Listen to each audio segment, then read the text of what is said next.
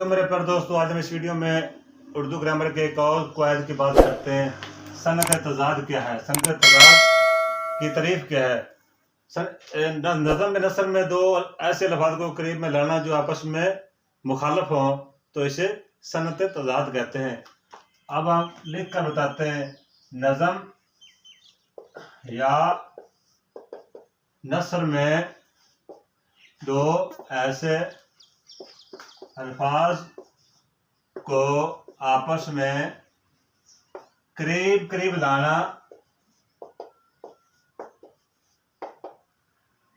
जो आपस में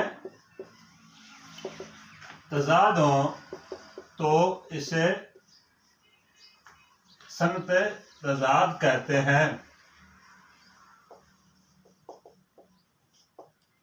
इस नज़म नसर में हुस्न या जोर पैदा होता है। जैसे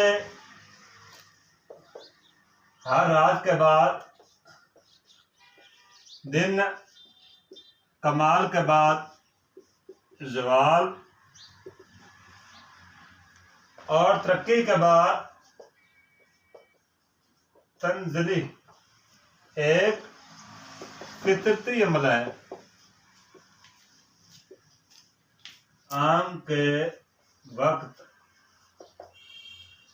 है, काम के वक्त काम अच्छा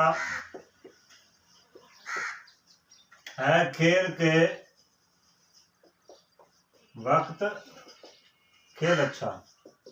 अब खेल और काम एक दूसरे के मुतजाद हैं, यानी मुखालफ हैं, लेकिन इससे शेर के हुस्न में इजाफा हो रहा है। यह है सनत तजाद।